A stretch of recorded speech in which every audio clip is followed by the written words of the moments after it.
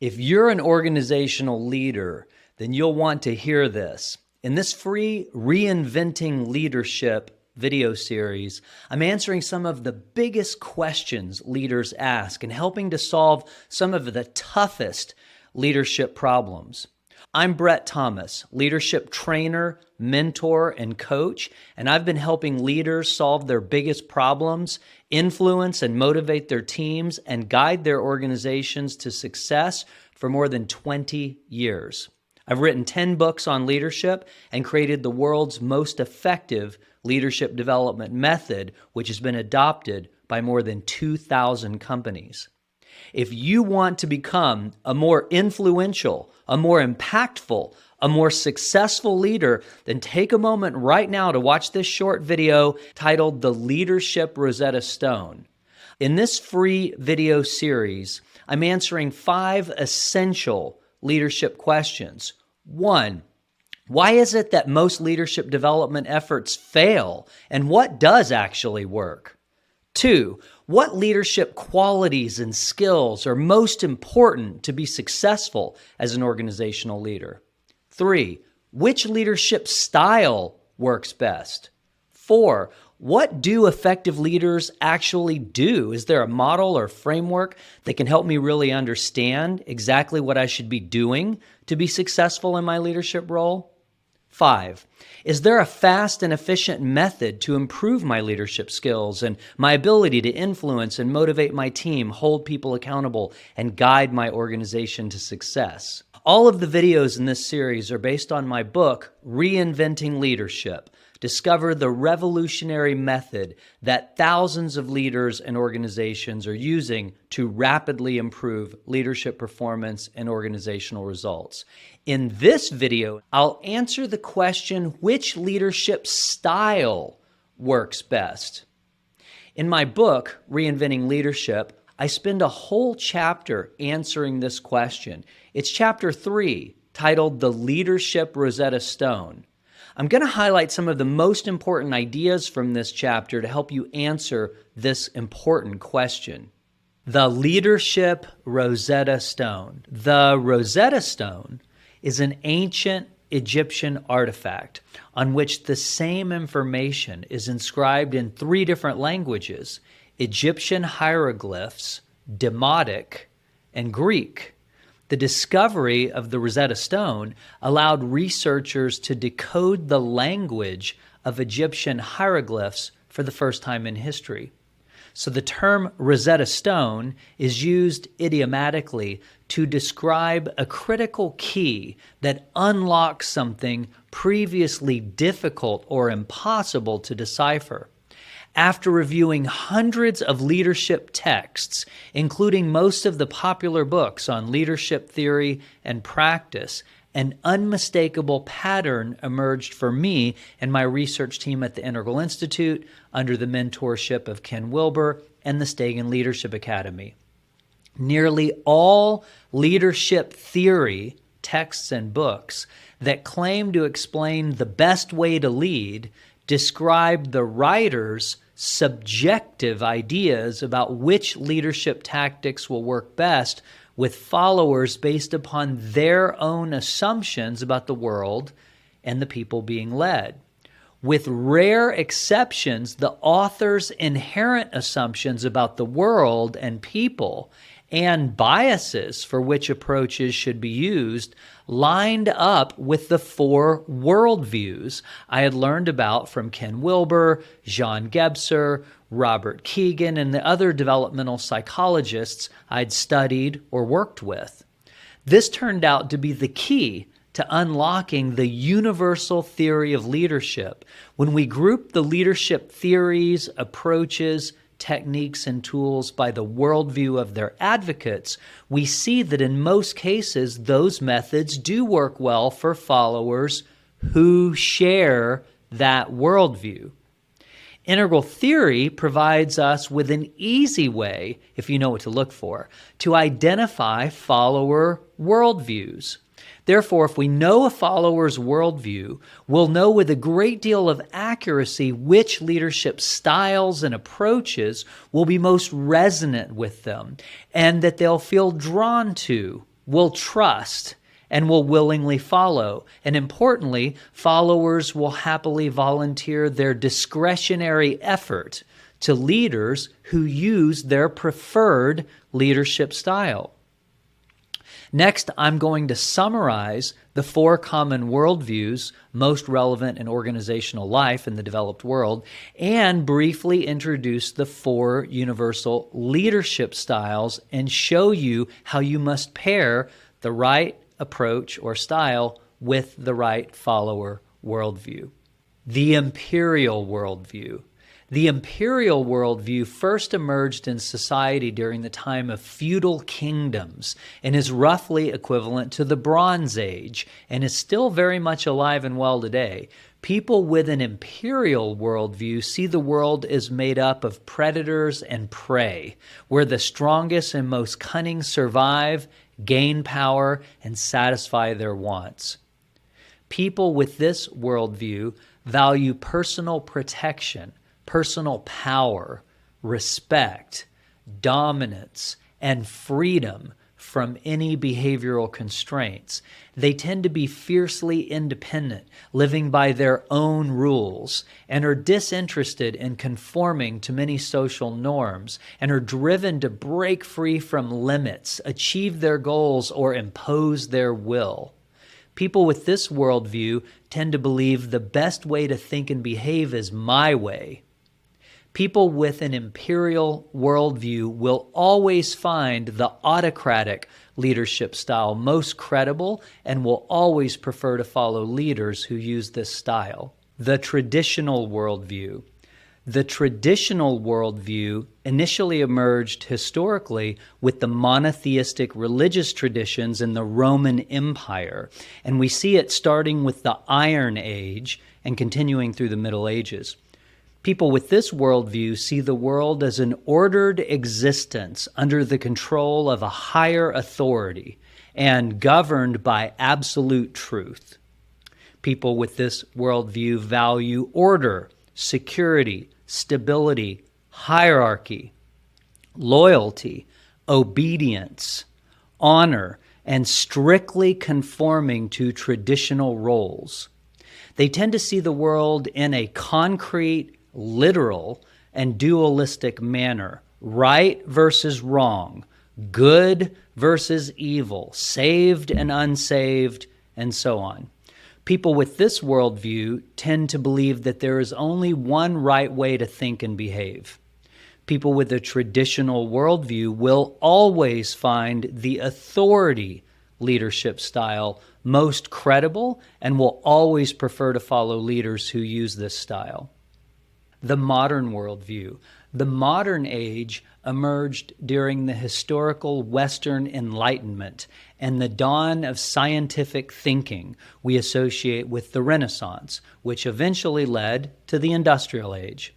People with this worldview tend to believe in the advancement of humankind through the application of the rational mind and its scientific, technological, and medical manifestations. They value success, achievement, excellence, status, science and reason, progress, and winning. From this viewpoint, life is to be met and mastered by finding the best way to act on its limitless opportunities. People with this worldview tend to believe that while there are many valid ways to think and behave, there is usually one best way. People with a modern worldview will always find the strategic leadership style most credible and will always prefer to follow leaders who use this style. The postmodern worldview. The postmodern worldview first emerged in the 1960s with the advent of computer technology, networking, and globalization, and we associate it with the information age. People with this worldview believe the world is a diverse web of interrelationships where life forms depend on each other for survival, and there's no single explanatory system or view of reality that can account for all the phenomena of life. Rather, there are many truths. This is also known as pluralism. People with this worldview value inclusivity, equality, diversity, sustainability, authenticity, personal growth, connection, and making a difference. People with this worldview tend to believe that there are many valid ways to think and behave, but there is no real way to judge the superiority of one way or another. This is also called relativism. People with a postmodern worldview will always find the humanistic leadership style most credible and will always prefer to follow leaders who use this style. The 4 universal leadership styles. Autocratic leadership. Simple definition. The person with the most power leads via command and control. Approach. This style reflects a unilateral approach to leadership. When using this style, leaders impose their will through reputation, fear, and respect, tightly control information and choices, reward compliance, and punish disloyalty. This is the oldest of the styles, and it's the way you would expect a ruler, such as a king or dictator, to rule their subjects. It is still extremely popular today, both with some leaders and also with a surprisingly large percentage of followers and also voters. This style is appreciated by people with imperial worldviews who value personal protection, personal power, respect, dominance, and freedom from any behavioral constraints, and who prefer to follow leaders who are perceived as being the strongest, the toughest, and most dominant, and who will be able to protect them from or defeat their enemies. Another word for leaders who use this style is strongman leaders. Authority leadership. This is also known as chain of command leadership, bureaucratic leadership, rule-based leadership, and some simply call it traditional leadership. Simple definition. The person with positional authority leads via chain of command. Approach. This style reflects a hierarchical approach to leadership. When using this style, leaders compel followers to dutifully comply with the established protocols, coordinate efforts, and meet requirements prescribed by authority. This style is the most parental of all the styles. The leader is in the position of parent, and followers are in the position of child. Appreciated by people who hold traditional beliefs and place a high emphasis on what they perceive to be absolute truth coming from a higher authority, who value obedience, honor, security, loyalty, and strictly conforming to traditional roles, and who prefer to follow leaders who are perceived as having positional and/or moral authority. Strategic leadership. This style is also known as expert leadership. Some academics who are strongly biased toward the next style, humanistic, will refer to this style as transactional leadership. Simple definition. The person with the most expertise leads via strategic planning and aligned incentives. Approach. This style reflects a transactional approach to leadership. When using this style, leaders leverage aligned incentives to motivate teams to execute strategic plans in order to outperform competitors. Appreciated by people with a modern worldview who value success, achievement, excellence, status, science and reason, progress, and winning, and who seek opportunities to advance toward their individual goals, and who prefer to follow leaders who are perceived as having the most expertise and ability to achieve goals. Humanistic leadership. This is also known as transformational leadership, self-managed teams, collaborative leadership, and inclusive leadership. Simple definition. Leadership is not vested in any one person. Rather, it emerges from the collective via inclusive dialogue and consensus in the service of the greater good. approach. This style reflects what academics call a transformational approach to leadership. When using this style, leaders strive for equality and inclusiveness by inviting people's feelings and intuition via dialogue to arrive at consensus. This style attempts to draw out the human potential of their followers and work together collaboratively toward common goals. This approach strongly favors self-managed teams over single leader-led teams. Appreciated by people with a postmodern worldview who value inclusivity, equality, diversity, sustainability, authenticity, personal growth, connection, and making a difference, and who prefer to follow leaders who are perceived as being inclusive, socially aware, sensitive to the well-being of others, and who strive for consensus, and who always treats others as equals. Pairing leadership styles with follower worldviews. Followers with an imperial worldview will find autocratic leadership credible. These followers look for a leader who is perceived to be powerful and who can protect them from and/or defeat their enemies. If you use any of the other three styles with a person with an imperial worldview, you run the risk of undermining your credibility with these types of followers.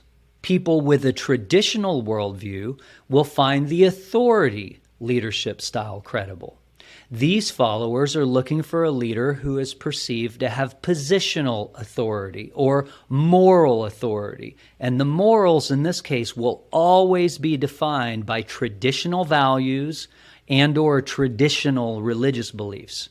Again, if you use any of the other three styles with a person with a traditional worldview, you run the risk of undermining your credibility because they won't see you as a legitimate leader according to what they look for in a legitimate leader.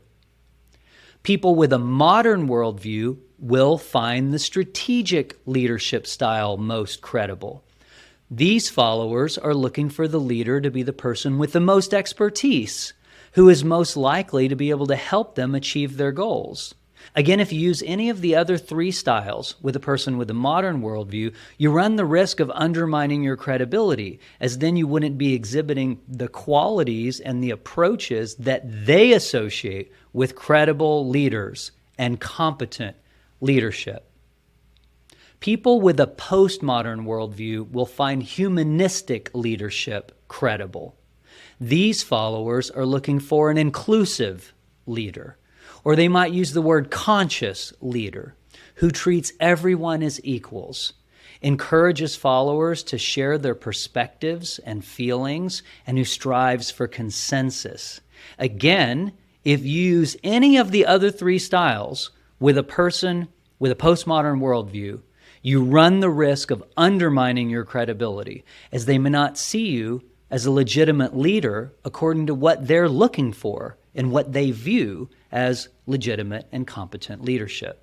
That is a brief introduction to the Leadership Rosetta Stone, which is chapter 3 of my book, Reinventing Leadership. I also wrote a whole separate book called The Leadership Rosetta Stone. So it's a very rich topic. I'll see you in the next video.